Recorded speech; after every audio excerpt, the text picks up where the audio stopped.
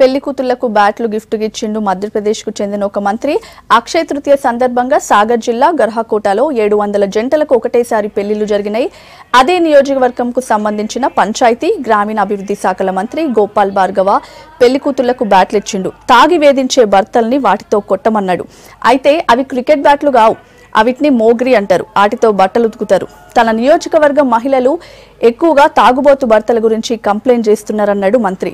అందుకే ఇట్లా బ్యాట్లు పంచుతున్నామని చెప్పిండు.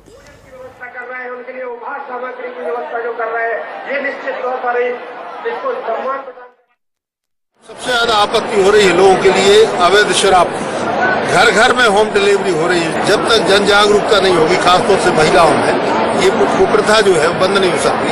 और उसी का यह एक छोटा सा अल्प प्रयास है। हमने ये भी कहा है कि यदि आपके गांव में अवैध शराब बिके, यदि आपको बुलाने से कोई कर्मचारी पुलिस वाले और भी